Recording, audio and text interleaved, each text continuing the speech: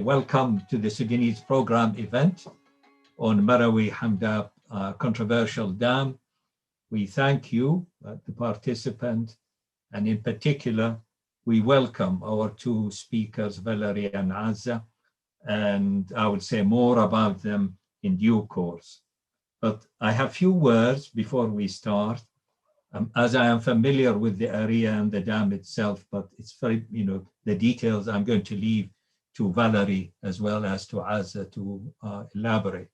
But what I would like to say, I think building dams on the Niles has become an issue of environmental concern and political confrontation, if not a threat of war, particularly with regard to the Renaissance Dam, on the Blue Nile.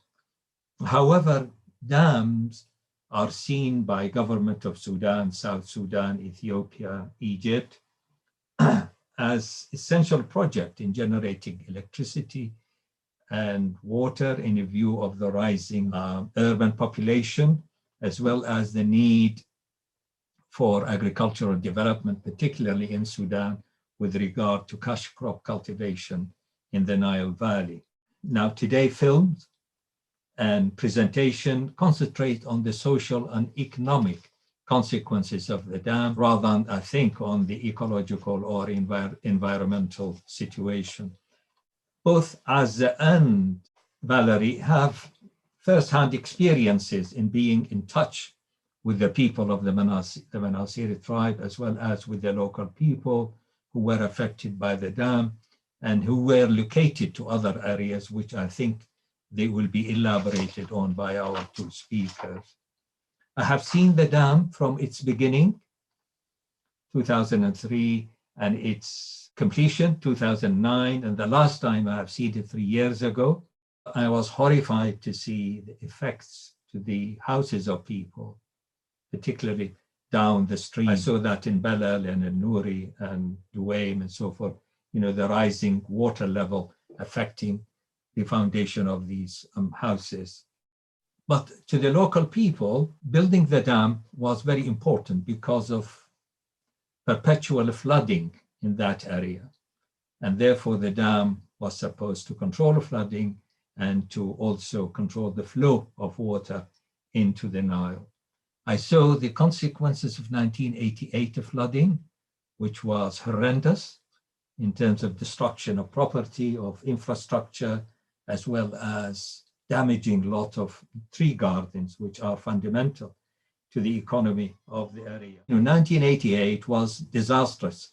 And a consequence of 1988, the government thought of building the dam, and hence, I think Chinese, German, French, with support financially from the Emirates and from the World Bank and various other organizations, the Merowe Dam was conceived on the Fourth Cataract as a solution to this problem, and was, welcomed by the people of the area that at last further flooding will stop. But the dam was constructed on land occupied and owned, between two inverted commas, the Manasir tribe. And though they live in a very harsh environment, yet scenic, it's a very beautiful environment with all the islands and the Nile going through them. But people were very much attached, like any other tribes on the Nile, from the north, right up from the north, from Wadi Halfa, right up to Khartoum beyond. People very much attached to their land and to their date palm trees, which is the main area for production of dates. Now, these they have inherited from their ancestor, and therefore it is a kind of people, their identity is associated with the area itself. Because of the few economic possibilities in that area, the Manasir tribe in particular tend to migrate to other areas, whether within the region itself, northern Sudan, pursuing either new livelihood or pursuing their own home at livelihoods as builders, as well as cross-pollinator of date palm trees, if I remember correctly. Migrants tend to go back to their homeland to visit relatives and to collect whatever they entitled from the products of the land, particularly dates, which is the main cash crop. But things have all disrupted by the building of this dam. They have been relocated, and that's I leave to Valerie and Azza to talk about the relocation. I have seen some of these settlements, the new settlement.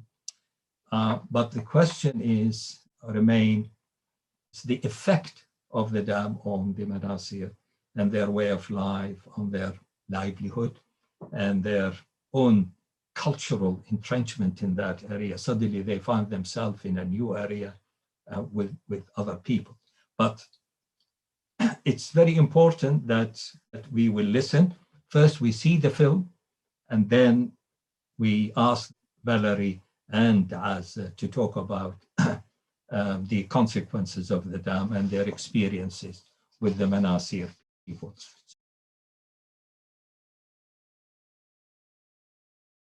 It's extremely very interesting film, but it shows really one fundamental issue, which is, I think, besieging most people of the rural area of Sudan, is the lack of connect between Khartoum and these rural areas.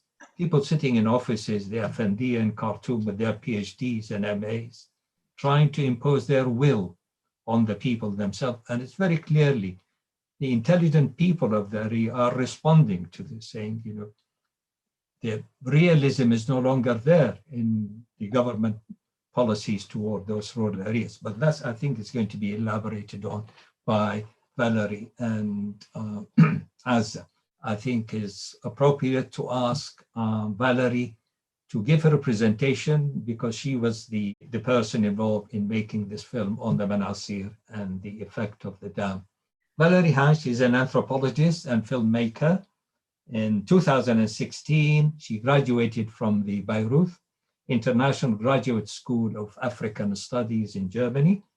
Currently, she is a lecturer and postdoc at the Department of Social and Cultural Anthropology, Ludwig Maximilians University in Germany. As a visual anthropologist, she uses the video camera, as you have seen in the film, both as a research tool and for the collaborative production of ethnographic film. Since 2003, Valerie conducted extensive ethnographic research in urban and rural areas of Sudan. In her current research project, Valerie explores the emerging aesthetic practices during the Sudanese uprising in 2018-19, and how these practices are kept ongoing by activists and artists to create spaces of change in the cities. As you may have gathered in the recent news, there was an attempted coup, so things will go on because simply there is again disconnect between people in the street and the people sitting in their offices with their air conditioned, while some people do not have water or electricity. Water electricity cuts are very periodic in Khartoum itself, let alone in the rural areas. Valerie, the floor is yours. Thank you, Ahmed, for the introduction and the invitation, and also thanks to Richard and all the other people involved, and hello to everybody. I'm really happy to be here and to present today with Azza. And I will start talking about the Merowe Dam and the resistance against resettlement and what happened later on, and then Azza will continue and will say something about life going on along the reservoir 10 years after the forced eviction took place. So I have prepared a PowerPoint presentation, and maybe first I try to share the screen, I think the film already gave you a glimpse into the Manasir area and the problems and injustices of such a large infrastructural projects.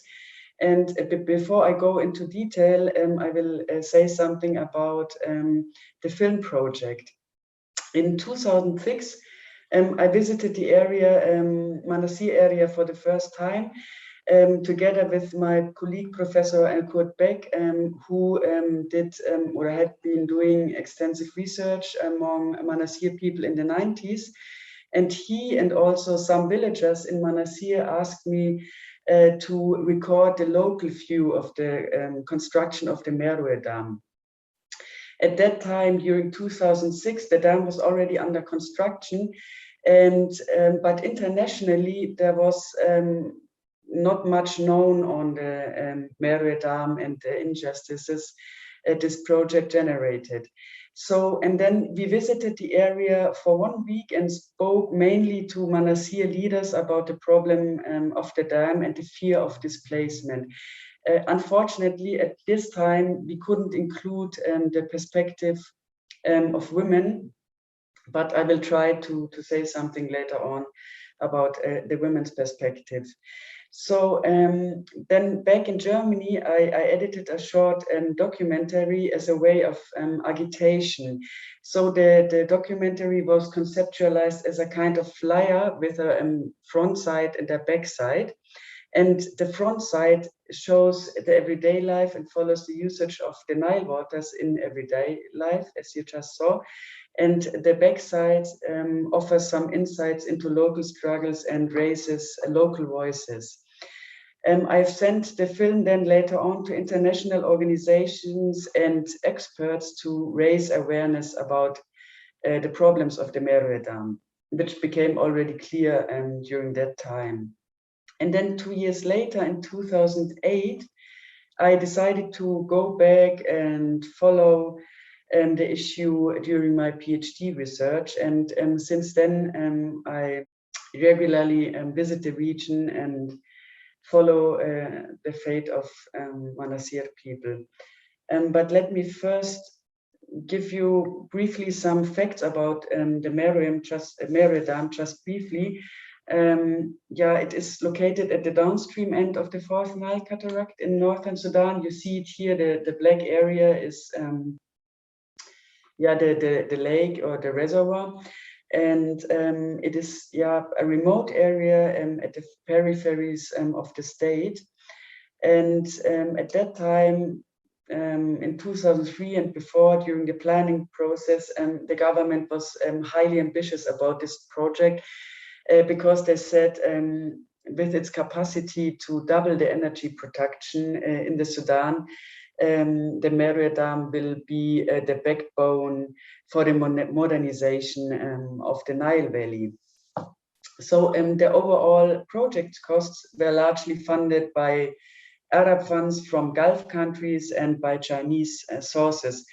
The German engineering company Lamaya was the principal consultant for the overall construction management, and they supervised the entire project. As I said, construction work on the dam site started in 2003 and was completed in 2009. And more than 70,000 people had to make way for the dam and its reservoir, and most of them belong to 3 different ethnic groups. And the dam administration decided to transfer the communities to 4 different state-run resettlement schemes, like that included large-scale agricultural development schemes. Yeah? And among these 3 affected groups, the Manasir, with about 50,000 people, represent the largest ethnic group. While the dam was considered as a dazzling modernization and development project, the affected peasants from the 4th Nile Cataract were declared as backwarded and as uncivilized.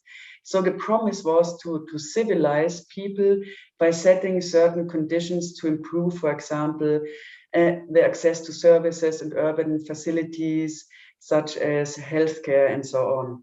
So it was a movement from the peripheries of the state to the center to control productivity and to transform certain forms of life. So small-scale peasants should become commercial farmers, according to the government or the governmental visions. So here you see some of the resettlement sites. But what I want to highlight today is the problem of high modernist visions and the logic of engineering tied to such mega projects. The logic of engineering lends itself to rationally planning and implementing the construction of buildings, dams, and other concrete structures. So resettlement is intended to be executed in a technical sense, step by step from the pre-stage to the final stage. However, what I want to say today is that resettlement should be perceived as a social political process rather than a matter of implementation of a preconceived plan. So this is fundamental to see the whole process as social political process full of negotiation. And this process of planning and implementation is very contingent and very open-ended, and thus it is not controllable through social engineering. Yeah, given the fact that different parties are involved and a diversity of interpretations is involved, and different visions and opinions all emerge in the process and change during the process also. So the huge transformations produced, like transformations on the ecological, social, and political side. So these transformations produced by such mega projects are funded on an engineering outlook, which is characteristic for high modernity.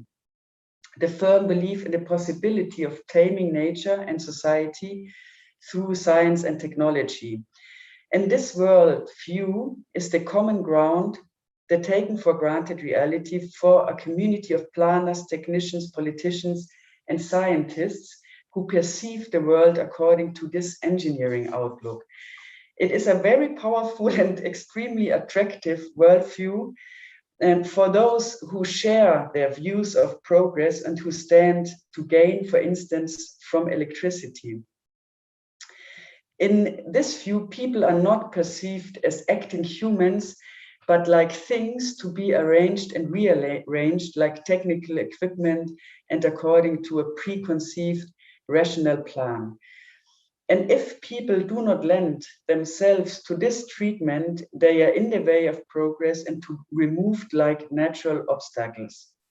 Fact is that this has happened in the case of the Merowe Dam, when in July 2008, the dam's implementation unit decided to impound the River Nile and thereby drive the Manasir people out of their homes. The implementation of this development project has produced tens of thousands of development refugees. This was also the title of the film. We somehow thought whether forced eviction will take place or resettlement to state resettlement schemes, these people become development refugees, evicted by these kinds of projects. What I want to stress now is that the Manasir people did not resist to the construction of the Merowe Dam itself, but to the displacement and resettlement to the state-run resettlement schemes located far away in the desert areas and far away from the Nile. So yet at the beginning of the planning process in the 90s, the majority of the Manasir had agreed to resettlement to these state-run resettlement sites, but under certain conditions. However, during a very tense and highly dynamic political process of negotiating just compensations and feasible resettlement options for their future lives, the people and their voices and wishes were sidelined by the government. The government, which became also clear in the film, did not consult the affected people, and in the consequence, direct state coercion was put on the area, heavy coercion.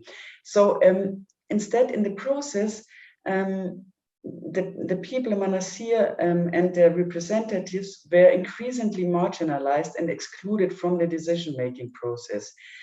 And as a consequence, the majority of Manasir people developed their own vision of resettlement and their own alternative vision. They proposed local relocation sites around the future reservoir. Again, the Dam administration and the government refused to negotiate about these local settlement sites around the future reservoir. So the people were not considered as political actors, but as technical, controllable entity.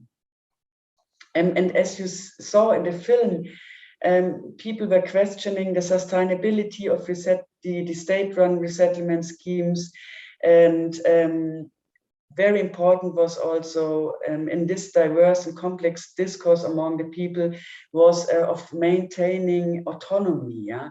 There was massive distrust for this huge irrigation scheme that would render them totally dependent on the state, yeah, on if water will be delivered or not. But and a lot of other factors played into the rejection of the resettlement sites. Some of them you saw in the film, like the longing to the Nile and so on.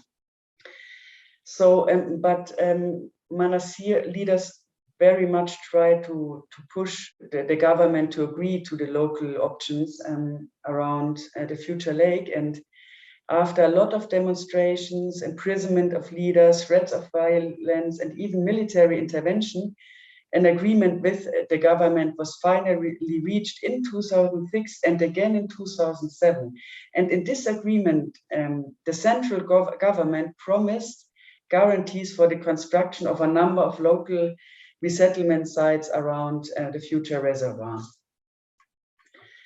So, yet while the Manasir waited for this promised construction of the local settlements, the River Nile water levels started to rise in summer 2008. And official information about the dam's operation was not forthcoming, and no efforts were made to warn the inhabitants of the rising waters. And in fact, it was during the annual Nile flood, and it was not clear if the rising waters came from the annual Nile flood or if the dam was closing its gates. So within a few days, the rising waters flooded the whole village I was living in and took away the fields and the date trees. People had to flee to higher grounds in the adjacent desert. And the whole flood, which was not clear at the beginning, lasted for about 10 months. And the River Nile, the dammed River Nile, rose further, and the displaced people had to move again and again to higher ground in the desert. Yeah. So this forced eviction produced radical uncertainties and an existential crisis among the evicted people. Many lost their animals, their fields, their trees, and their houses. But they also lost something much more essential. People lost their home, their life world, and thus their sense of being in the world. Then in the process, gradually, people all by themselves and by support of Manasir leaders and some money allocated in the cities, refugee camps emerged on the banks directly along the reservoir. And here you see some of these refugee camps. On the left side, you see a refugee camp which is already again flooded by the rising waters. Yeah, this was after 1 month people lived in this camp. But over the years, finally, it became clear where the final contour of the lake, of the reservoir is.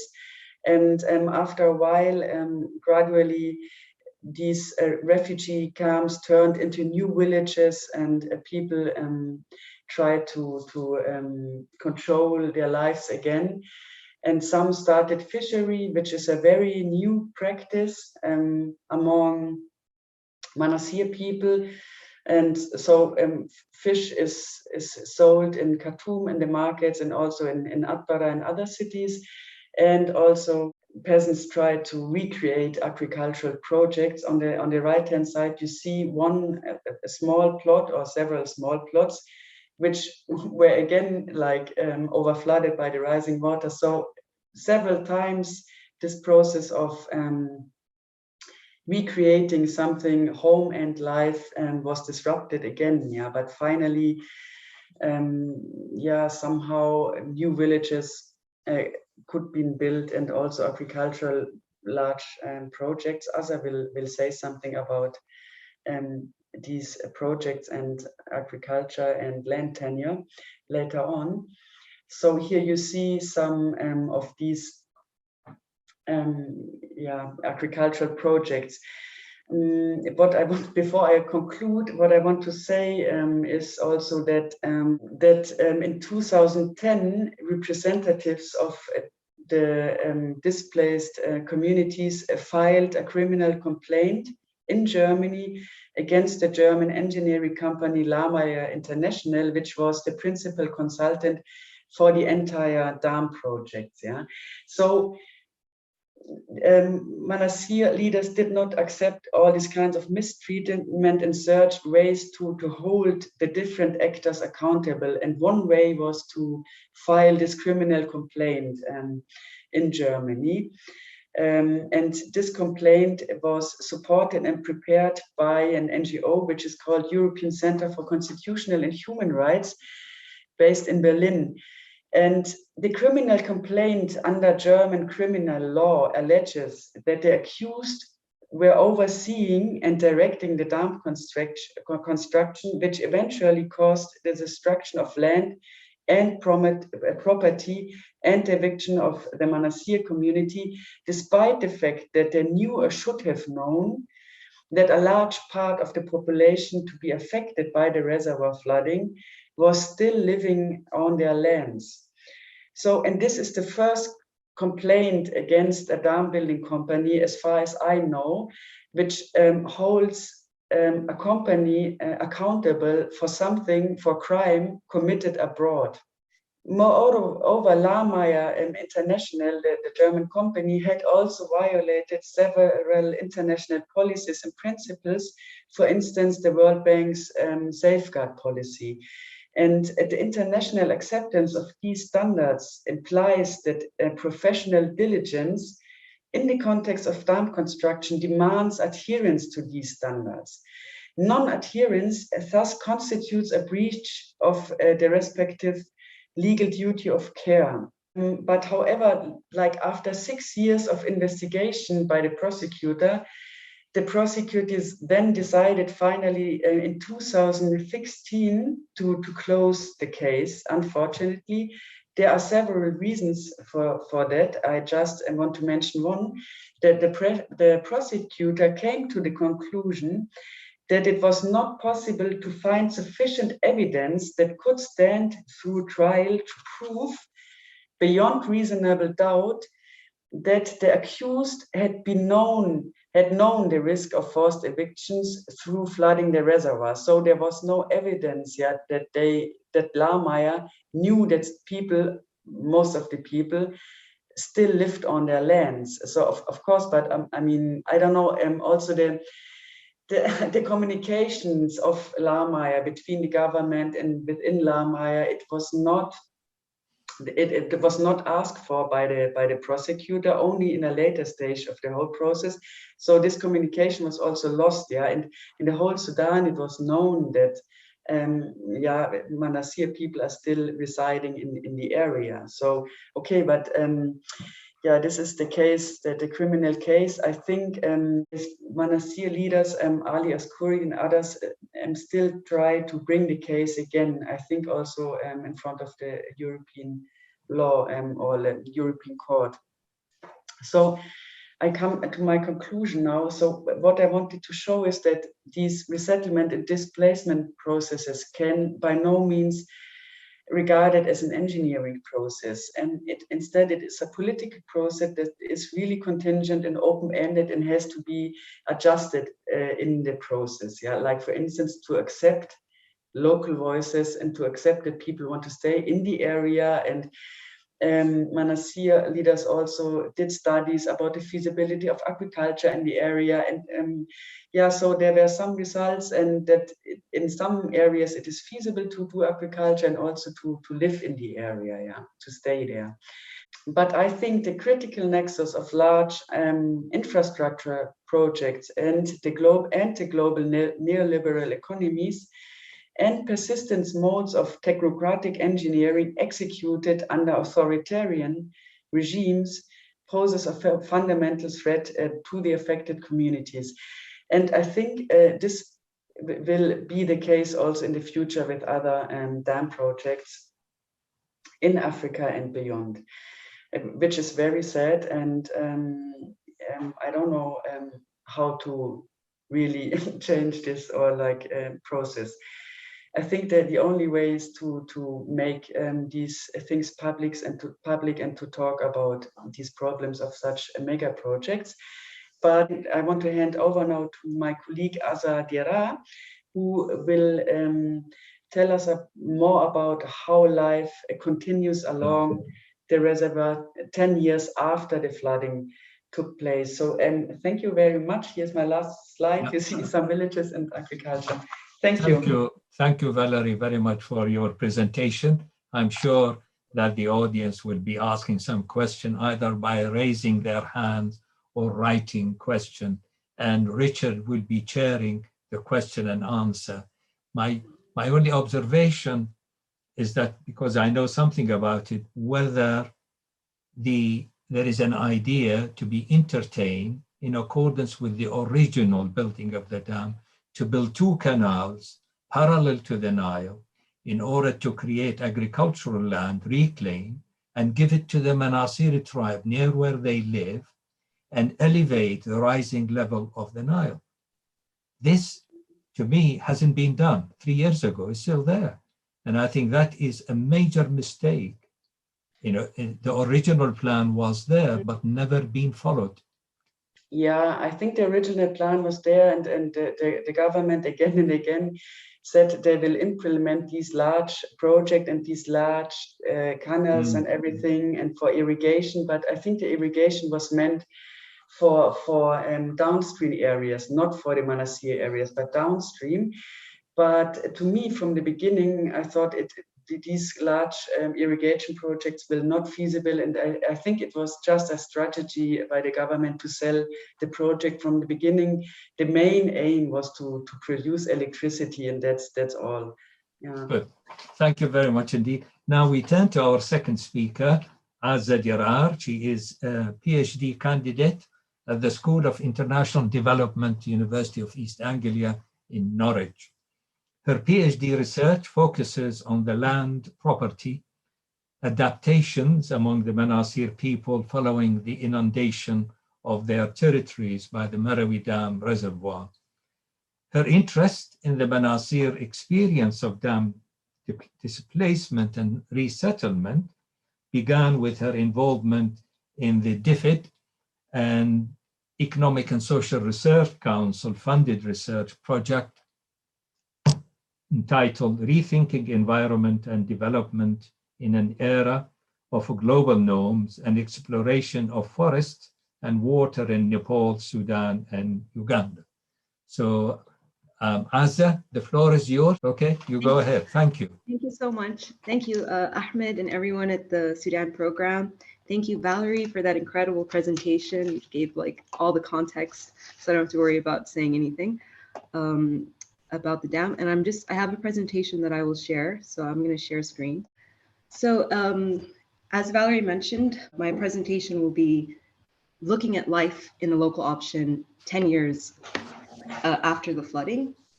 And my focus was in a region towards the tail end of the reservoir in Kabna.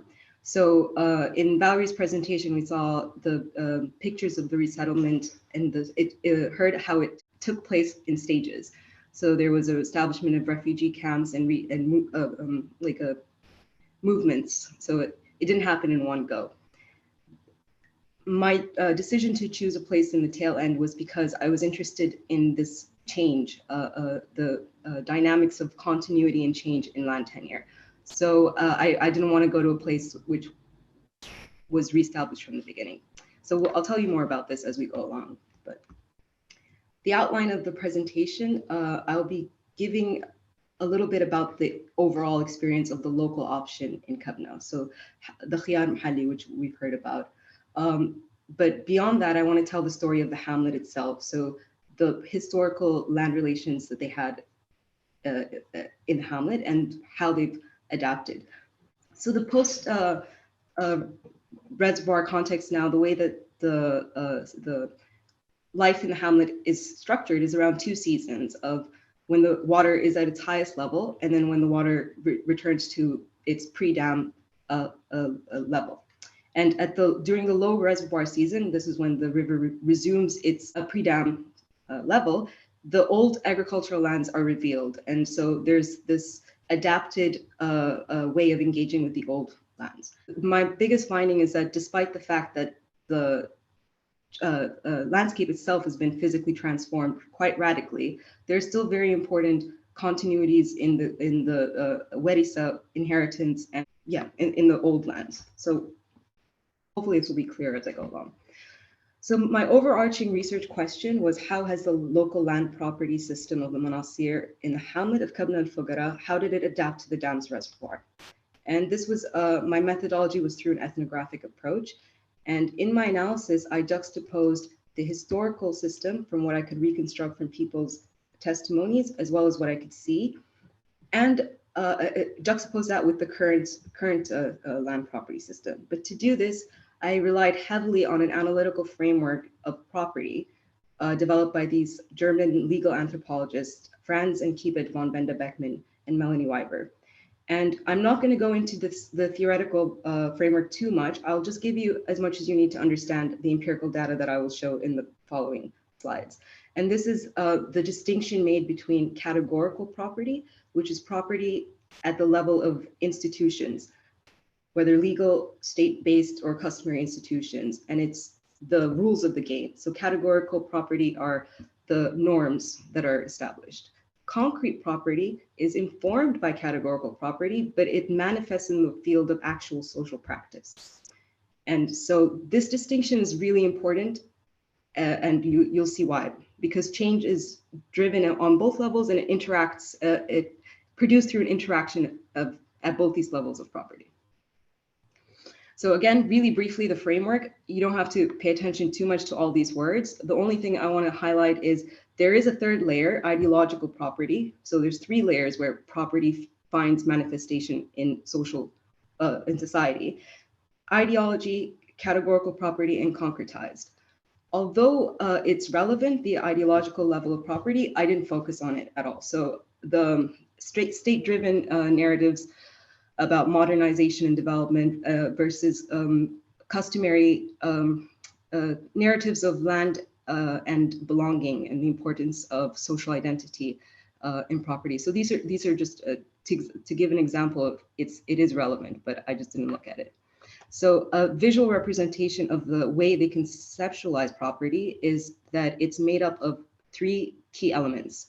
So you need to have a property, a social unit, and social units are the entities that can hold rights towards property objects, which are defined as socially constructed valuables.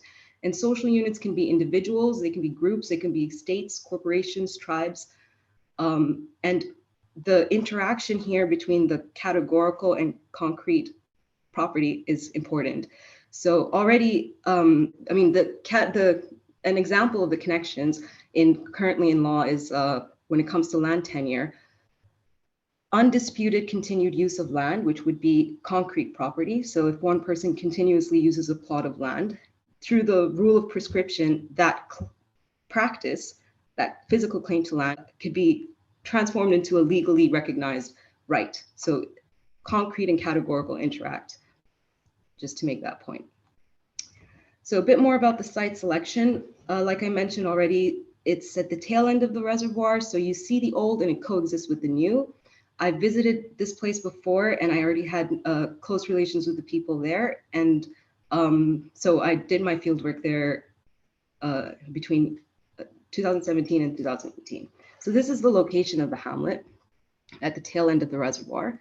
And as we zoom in, you could see these dots here. This is the old date palm, the remaining date palms. So the boundary of the river used to be somewhere here, if you could see my mouse. So even during the high season, the river itself has doubled in size, approximately. And this is a close-up of the Fougara hamlet. So all that remains of the Fougara hamlet is an island. All of these houses are pre-dam houses. A lot of the houses, yeah, they've lost all their agricultural land and houses in date palm there. And this bit here is an extension to the hamlet, the post-dam extension to the hamlet. The hamlet of Al-Fougara is neighbored by Nawawir on this side and Al-Hilla on this side. And generally in Kabna, the hamlets are divided by khors or wadis, which are these valleys that run alongside the hamlets. So this is just an overview of the Kabna Village Council and where Al-Fougara is amongst all the different hamlets. And now get to telling the story of the local option experience in Kabna. And I just want to share this really short poem because we saw in the film and in Valerie's presentation how there was a lot of political tension and division occurring around at the time of negotiating resettlement. And the Manasir who accepted to be resettled before the negotiations were completed were seen as traitors to their brethren that requested or demanded a local settlement option. So here's a poem that captures the sentiment quite nicely. It's Al-Karazai al-Mafakkar, and Karazai is named after Hamid Karazai, who's seen to have betrayed his people. Idart said shughalatu darar, so the work of the dam authorities is harm. Al-Hawash ba'ida daira safar, and this is the things that they did consider, the access to water, the things that they need to survive. Wal moya bitankar, and this is what they've seen the Hamdab who were resettled before them struggling with, is that water is inaccessible. So all these things were things that were considered when deciding for the local option. But the local option in Kabna was something that was fought for, and I think this is a common story across all of the Manasir, by the inhabitants to really establish it. For example, this is the school that they rebuilt themselves in the years following the flooding. The year of the flooding itself, it came around the high school, so they needed to find a solution to have the final year of high school finish their exams. And so they built these, and it was funded by Ahmed Al-Shahi, who's a prominent Manasir leader. And so it was just connections, and it was all the initiative of the headmaster. So just to give you an idea of how the establishment is. Years later, they got funding through Zain Telecommunications Company in Sudan to build proper schools, proper buildings. And this is one of them. This is one of the schools. So moving on, I have just a few more pictures about life in the local option.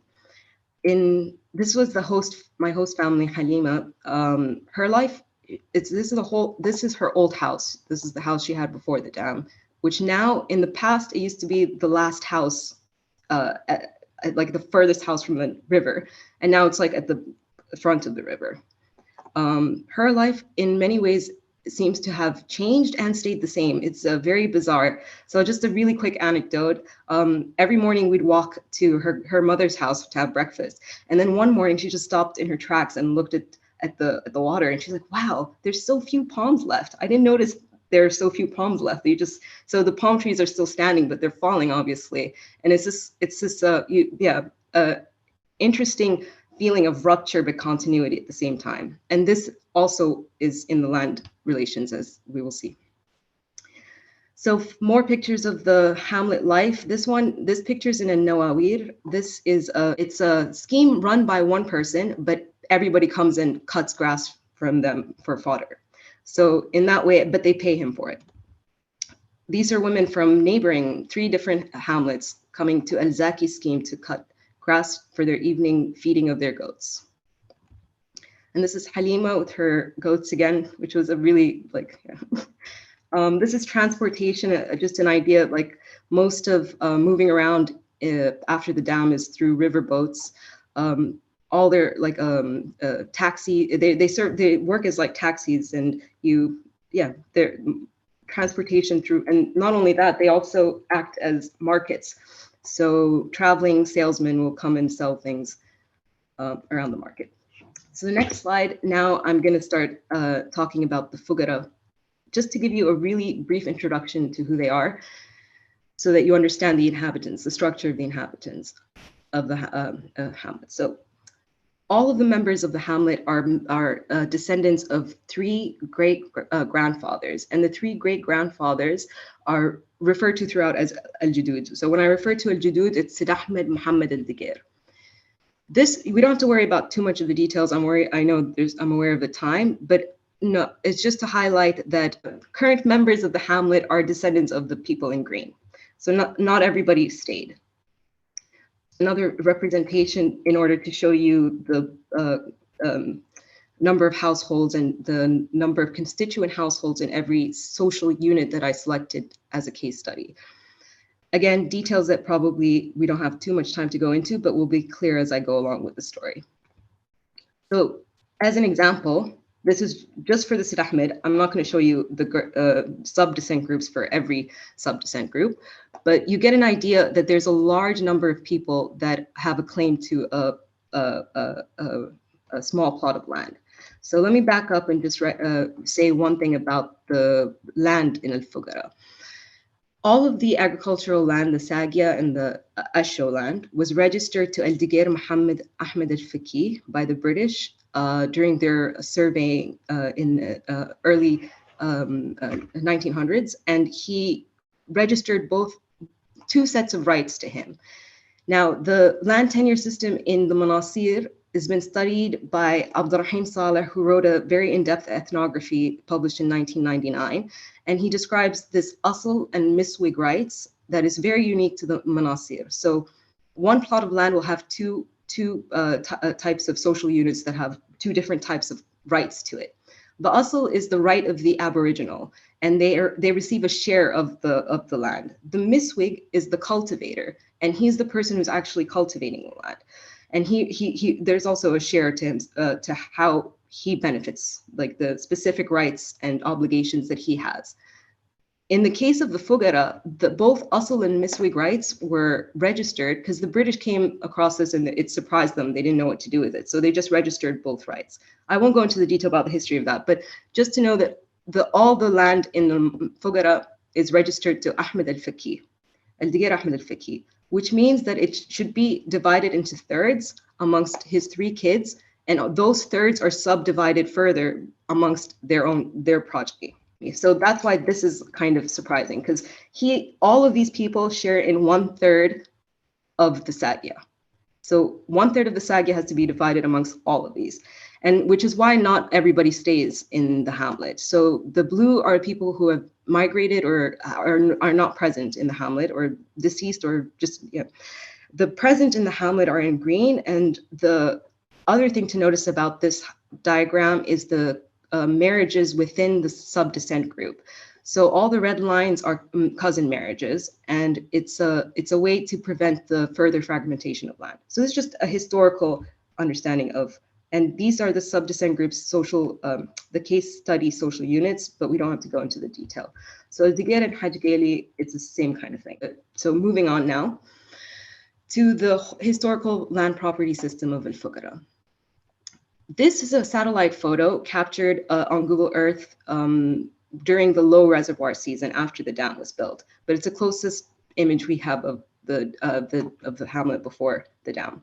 And as you can see, there are 4 main categories of land, and each one with its own cultivation system and ways of allocating rights to it.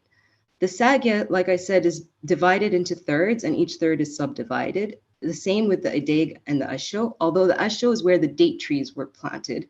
And there was an interesting system there, such that you didn't have to necessarily own the land to plant a tree, but you'd have to give the landowner a share of it. And so this is just a more detailed map of the subdivisions that I mentioned. And the Sagia has always been divided in marahil, or stages. And the reason that you could see that everybody's third isn't just in one place, it's not just a whole chunk for Sid Ahmed, a whole chunk for Digar, and a whole chunk for Hajgali. It's spotted around because the quality of the land before the dam was variable. So the quality of the soil, rocky bits, so that everybody could have a fair bit in the quality of the land, this is how they divided it. Now, this is important because as we'll see that these divisions are adhered to and maintained, these subdivisions, even though this land is, for 6 months of the year, it's under the water. And when the reservoir recedes, the silt sediment has made it completely uniform. So there isn't any practical need to do this division anymore, but people still adhere to it and insist on adhering to it with words like sabit, it's established, ma'ruf, it's known. It's come to us from يعني من الجدود, it's come from our grandfathers. So there's something about continuity there.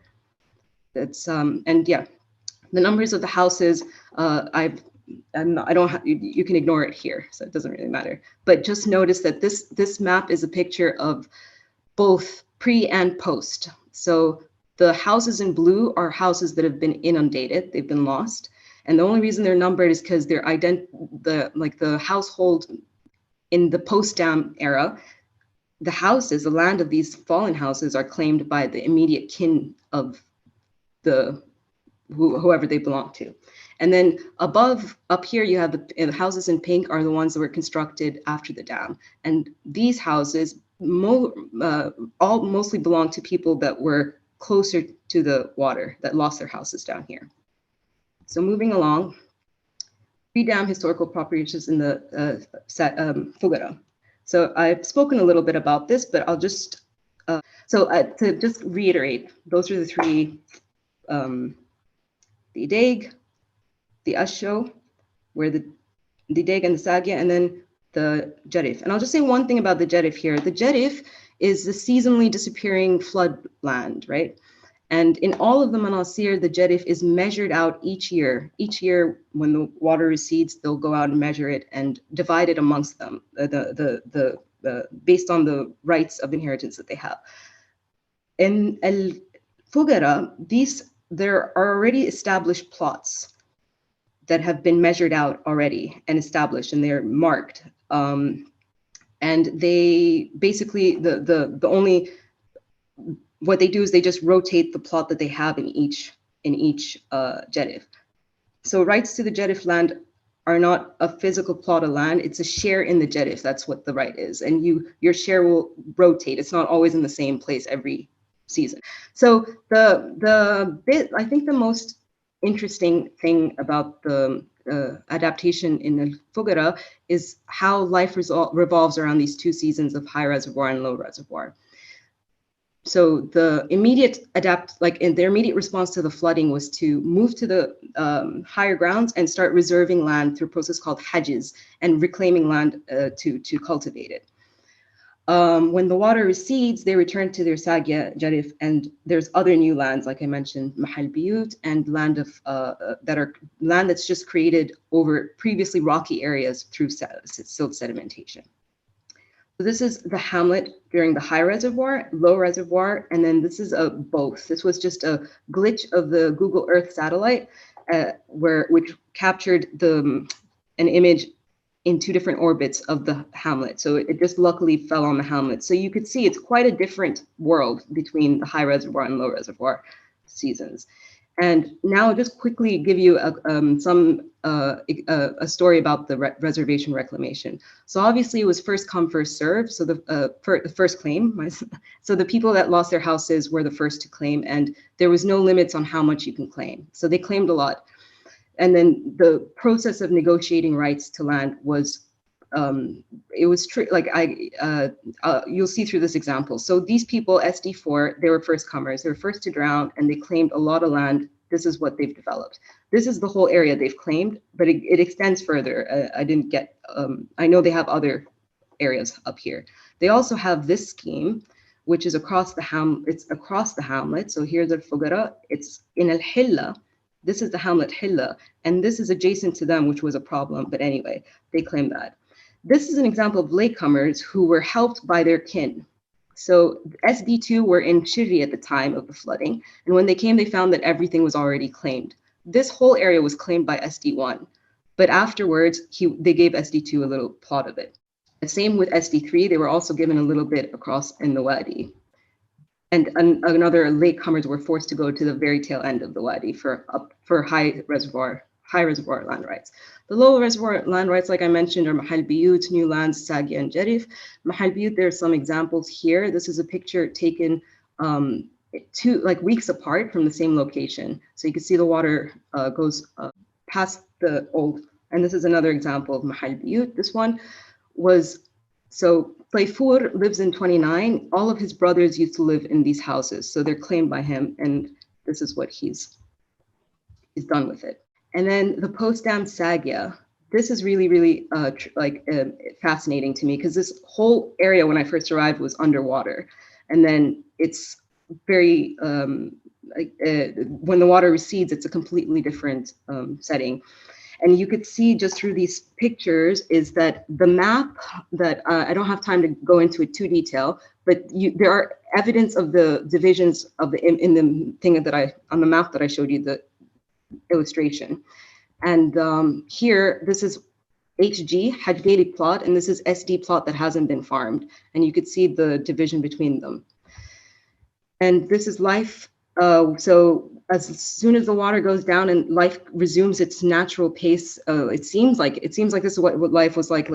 People come and hish, they cut grass from the Sagia lands, and they collect the remaining throngs for the roof thatching, and it's just a very different feel to what it was before. The Jarif is less significant because of its size. It's very small, and the water is variable around this time, so they'll plant and it comes back. And this is a story about a woman really trying to reclaim her Jarif in Al-Hilla. This is Al-Hilla where they've just measured it out. And she's trying to get it for many years since the dam came. She's since the flooding, she's been trying to get her share of the land. So winding up my discussion is that this is the last slide, is the continuity and change in land tenure system in Fougara is present at the same time that there's, so despite the radical transformation of the changes to the physical environment, there are significant continuities in the categorical property rights. One example is just the adherence of Taqsim al-Judud, but there's a lot more. But the most significant continuity, I would say, is this, and it came in the video, we've heard people mention this, but the continued existence of Dar al-Manasir. So the continued existence of a customary tenure system. And I'll stop there. Thank you very much indeed for this detailed study of the land tenure system, or land tazri'a, or leasing lands, and the division. But it's very interesting, this flooding and receding floods, and so what happens afterwards. It's really very interesting. I remember that in the north, the Juruf particularly were very important. Right, so we thank our two speakers, Valerie and Azza, for their presentation. Now I hand the chair to Richard to chair the question and answer. Yeah. Thank you, Ahmed. I hand that to you, and thank you very much, and then yes. I will come at the end. Yes. Yeah. So, hello, Harry. Would you like to go ahead and ask your question, please? Hello, Richard. Thank you so much for this great event. Much appreciate being able to reconnect with all of you, even be it only virtually. But my question was essentially about the perspective of women, and this was referring back earlier to the documentary which Valerie made and show this. Because we know, of course, that in big infrastructure projects affect very different groups of people very differently. The way they experience continuity and change can be rather different. And of course, in documentary, most of the people we saw speaking were male community leaders. So I was just very interested in giving you and Azza the opportunity to expand a bit on this, and perhaps to further unpack some of the complexities that always come with large-scale interventions such as these, which sometimes render, of course, a normative evaluation even more difficult than it would be in other circumstances. But thank you so much for two great presentations and documentary. I much enjoyed that. Thank you, Harry. Valerie or Azza, would you like to reply to Harry's question? Yeah, I mean, I can thank you, Harry, for your great question about the women perspective. I just briefly want to say that women especially feared when they resettle to the state-run resettlement schemes that they will lose their independency, that they will become so-called housewives, which they saw in the cities, confined to the houses, whereas in Manasir area, they could go along and do their agricultural practices and be responsible for the animals, and also get money via selling sheep and goats and all these kinds of stuff. And this, in fact, this kind of dependency, post-resettlement dependency, in fact, also happened then in Al-Mukabrab area, where I spoke to some women who really said, hey, we are sitting in the houses, the fields are too far away, we cannot earn enough income, and we are somehow dependent. So this is what I want to say, but of course it's complex, and there's, I think, also with regard to agricultural practices, it's really interesting what Azza said about the Jerif, which belongs to the woman and the one who reclaims it. I don't know, Azza, do you? Yeah, I think I just second everything you said. And there's a paper by Petra Weschenfelder who looked at the women's perspective of the Manasir in Kirbekan. But I just want to also say one thing that it happened more than once on fieldwork, where when I'd be told a story of a family that moved and why they moved, they'd be like, the wife wanted an easy life, something like that, like in a disparaging way, like, oh, the woman wants she wants like television and wants to, like ease of life, just living. So it just that when you said that, it did make me think the life, there are more opportunity and things to do for women in local option Manasir, and but also the lack of freedom can be seen as ease of life, this modernization, or this, not having to toil as much physically, labor wise. Well, but the women that were, I don't know how to interpret this, but the women that disparaged the ones that left for wanting the nicer things in life, took pride in the way that they lived in the local option. But I'll just stop there. Thank you, Azza. Thank you, Valerie. Our next question is from Nada Ali. I'll pass you the microphone, Nada. Please go ahead. All right. I just want to thank the organizers of this event. This was very interesting. And I have to confess that I am connected to the ESRC project, which Azza worked on. So I know a little bit about the details of what happened in Manasirland. And I wanted to say to Valerie that her film is very interesting, and also to Azza's presentation that it was quite interesting, and the idea regarding land tenure and how it works in terms of customary rights in the area is a very important subject. My question is actually to Valerie. I am interested in what you said regarding the engineering paradigm that seems to inform development, and which tends to dehumanize communities in areas that are affected by large-scale development projects. And I want to ask you if you see the alternative as perhaps being informed, or potentially being informed, by some sort of feminist conception of development, and also what might that entail? Mm-hmm.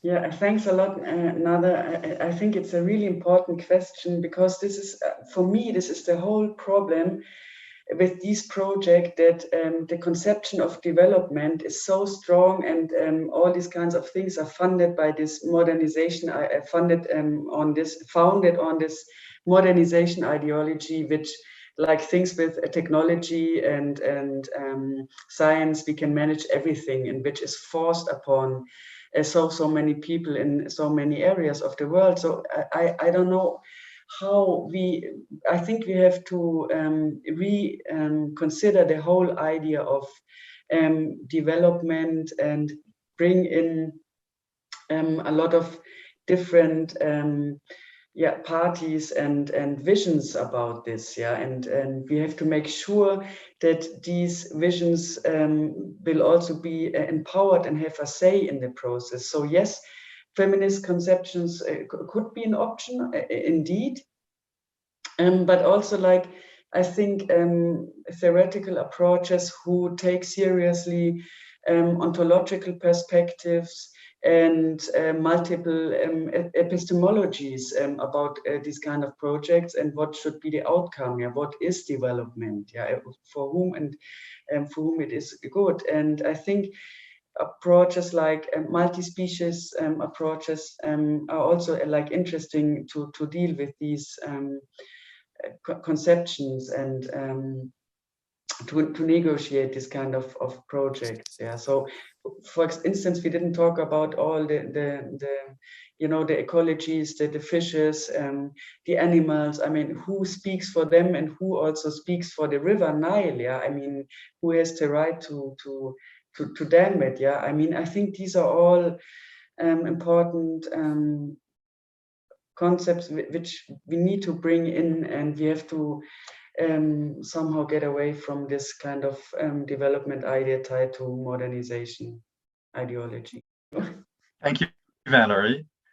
Azza, did you have any remarks on? I mean, you just a one little point, and it's kind of it parallels what Valerie just said, but it's in a completely different context of land tenure development and agricultural policies and like governmental policies that try to influence land tenure. The most prominent of which is the individual private titling, so giving titles to land, and it's also it's this modernist, so that perspective to land tenure reform misses, like it sees it, it's incapable of seeing the benefits of customary tenure for livelihood, or the shared interests that are bought into land. So I mean, I just wanted to draw that parallel between dam development and general development, but specifically land tenure reform and agricultural policies. There's also the same kind of lack of wider vision, inclusive vision there too. So I'll stop there.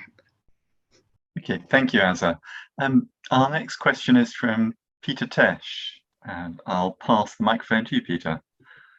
Good evening, all. Ahmed, Valerie, and Azza. I do remember the Ford cataract before flooding and after flooding. But I would like to come from a perspective of development. You know, Sudan is in a new stage, and hopefully it will continue on this road. But what is needed is still water and power. You know, that's inescapable. I'm involved with a project to bring water from desalination using renewable energy in, for instance, Sudan. You know, in connection also with the Great Green Wall, which has been a dream over the Sahel region. You know, to prevent further desertification. The problem, you know, is while I'll enjoy from a historical point of view the Nile Valley as it is, you know, the people have to make livings, you know, and you know, we cannot create kind of Disneyland style of you know, kind of small forming communities, you know, while people have to get water, have good food, etc. You know, get education. So I would like to hear your perspective on that, please. And just to clarify, Peter, you wrote your question earlier as how would the speakers recommend that development objectives be achieved in an acceptable or better way? Yes. Perhaps that's the way to crystallize your question. Can I pass this microphone back to Valerie or Azza? Any thoughts on how why national development objectives can be achieved in a better way with fewer harms? Mm-hmm. Yeah, thank you, Peter. It's a very important question, and indeed there is no easy answer to this. Yeah, indeed, as you said, it's important to have water and food and so on. but this is mostly on the cost of other people, like for instance on the Manasir and the displacement and destruction of their whole life. So, but Manasir again at the beginning said, hey, they will migrate, they will resettle for the national progress, so for the fate and for the progress of Sudan, but under certain conditions, and these conditions were not adhered to. So what I try to explain is that these implementations projects and ways to implement these the ways of implementation are so rigid and are so top down, so different voices have no chance in this. And additionally, at that time, when you live under a really authoritarian regime, then it becomes more difficult. But I think there were many ways and also ideas of Manasir and Amri people and others, how to, for instance, at which location to construct a dam. So there were options of 3 smaller dams, for instance, which would have not destroyed so much and submerged so much land. So I think the most important thing is to talk to the people who will be affected, and to bring all the different parties together and develop ideas, and also change these options and ideas during the process. So this whole process has to be flexible, and not be planned right from the beginning, because it is highly political, and changes will occur in this way, like in visions, new visions will come up, for instance, and the local option. So I think the problem, is a problem. It's a problem of power, and who has the power to implement and do these kind of projects. So I think this is all around the world the same problem. That these ways of engineering continue to be there, since the 60s, since in the 40s, since the first dams in Africa were constructed. It is always the same. Thank you, Valerie. Azza, do you have any response on this? I think that was perfectly answered. I have nothing else to add. Can I take the liberty of putting a question to both of you?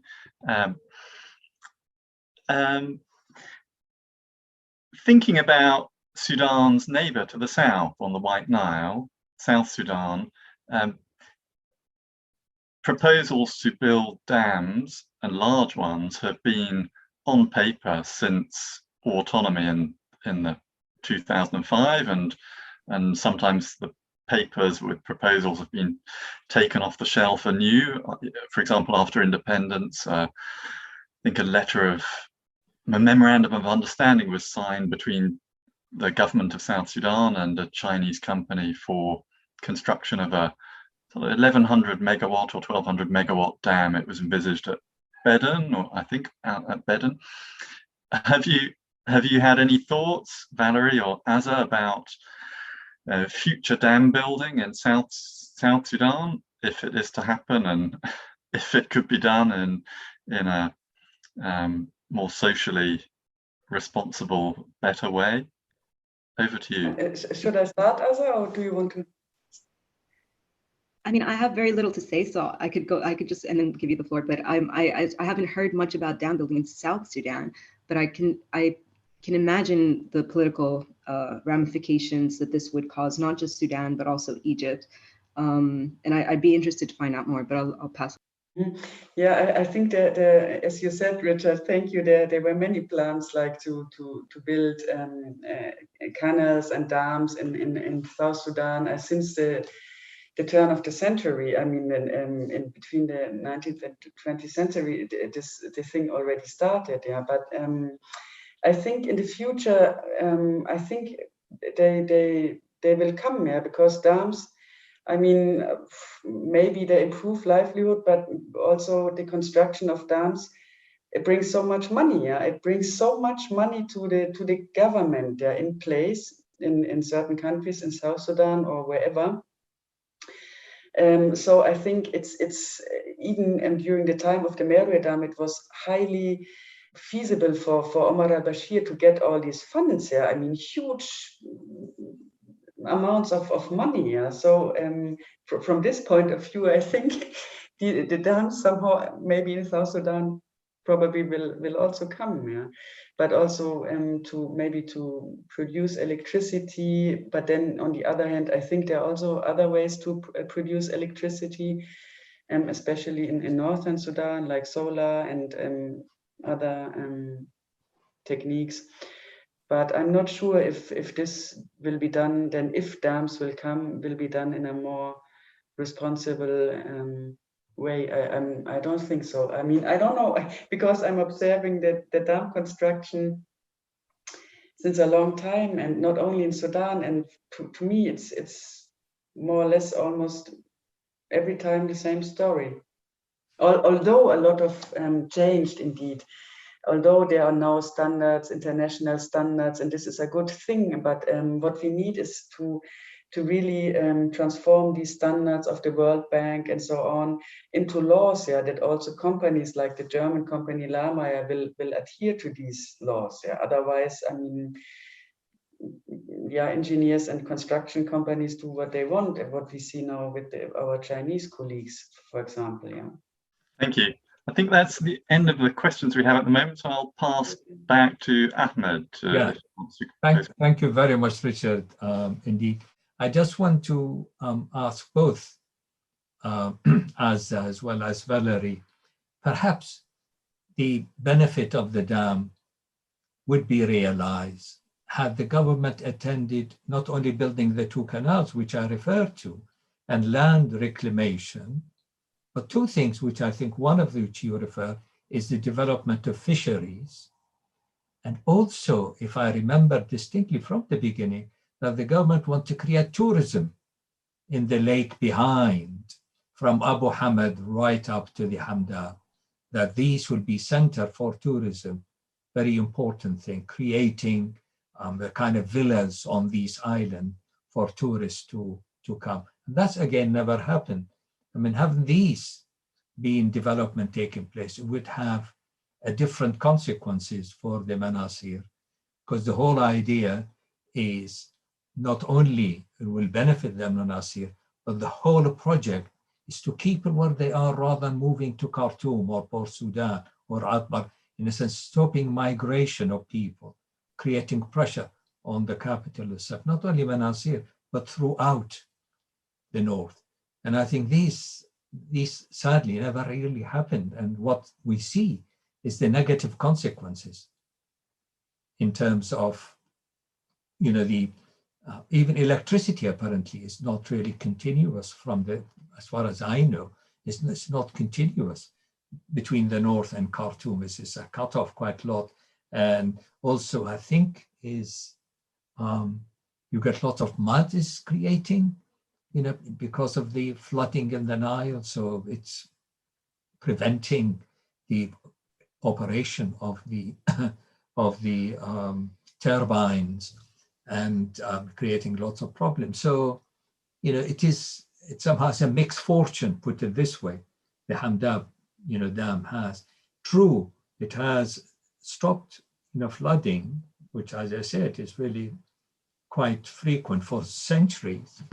But the other economic prospect from it being ignored, it's just only electricity rather than really agricultural development, fisheries, tourism. And these are, you know, bringing money, keeping people, employing people locally.